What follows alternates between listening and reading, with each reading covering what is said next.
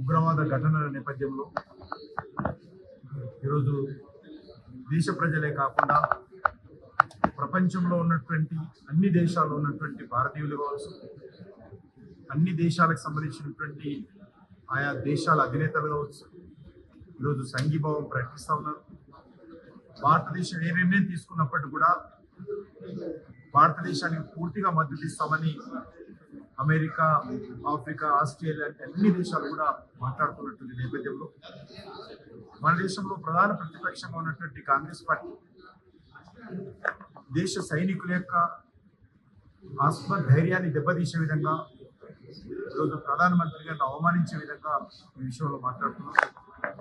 వారు Saudi Arabia పర్యటనలో ఉండి విషయం తెలియగానే వెంటనే హోంశాఖ మంత్రిని సంఘటన జరిగిన స్థలానికి పోవాలని ఆదేశించి ఆయన హుటాహుటిన కార్యక్రమాలని రద్దు చేసుకుని దేశానికి తీసుకున్నారు.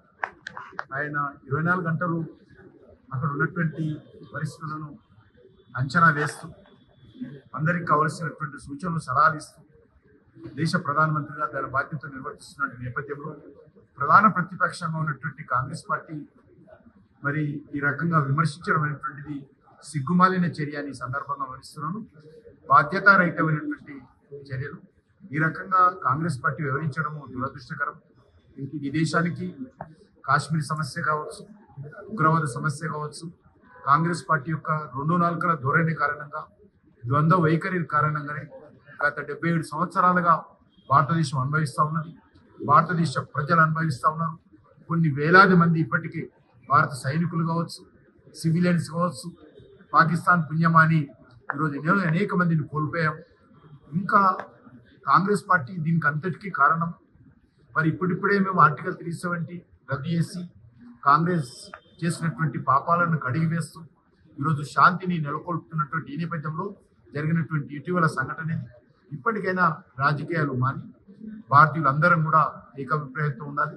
భారతదేశంలో కూడా అన్ని గ్రామాలలో కులాలకు అతీతంగా, మతాలకు అతీతంగా, ప్రాంతాలకు అతీతంగా, భాషలకు అతీతంగా ఈరోజు ఏకమై సైనికులకు అండగా ఈ ఉగ్రవాదాన్ని ఖండిస్తున్నటువంటి నేపథ్యంలో మరి ఒక రాజకీయ పార్టీ రకంగా వేయించడం దురదృష్టకరము.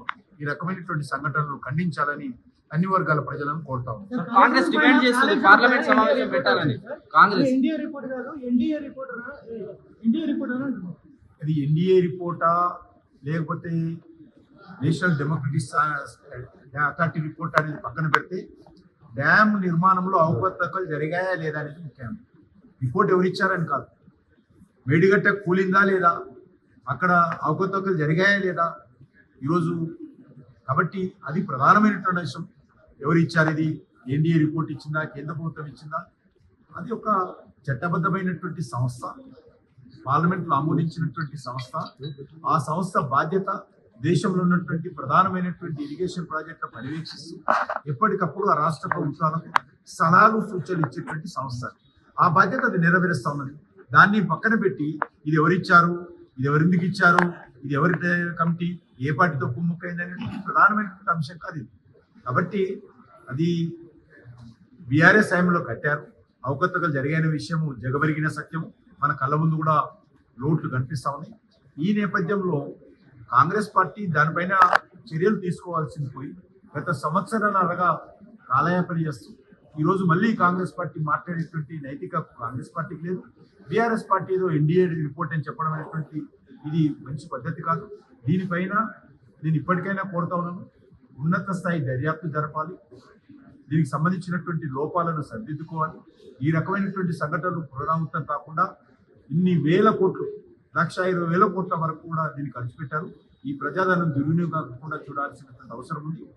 ఈ యొక్క కాళేశ్వరం సంబంధించినటువంటి ప్రాజెక్టు అది మరి ఎవరికి ఉపయోగపడుతుంది, దీనికి సంబంధించినటువంటి మరి పొరపాట్లు ఎక్కడెక్కడ జరిగాయి, దీనిపైన కూడా సమగ్రంగా ప్రభుత్వం బయట పెట్టాల్సినటువంటి అవసరం. టీఆర్ఎస్ సభలో 11 ఇవ్వలేదు కూడా కామెంట్ చేస్తుంది.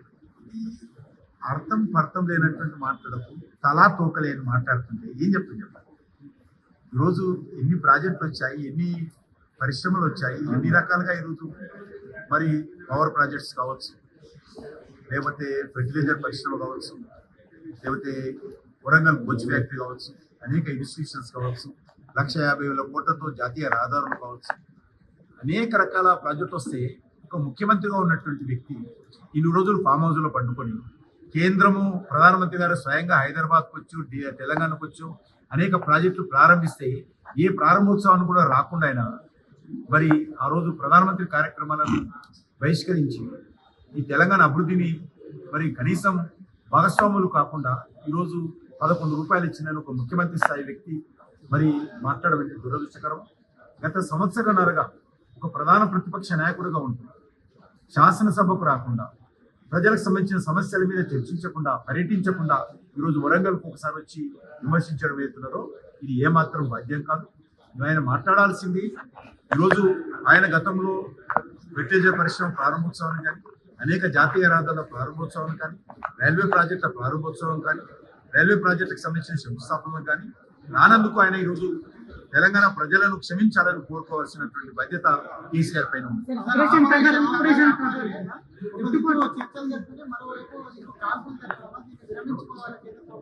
ఇప్పటికైనా తుపాకులు వదిలిపెట్టి చర్చలకు వస్తే బాగుంటుందని నా అభిప్రాయం.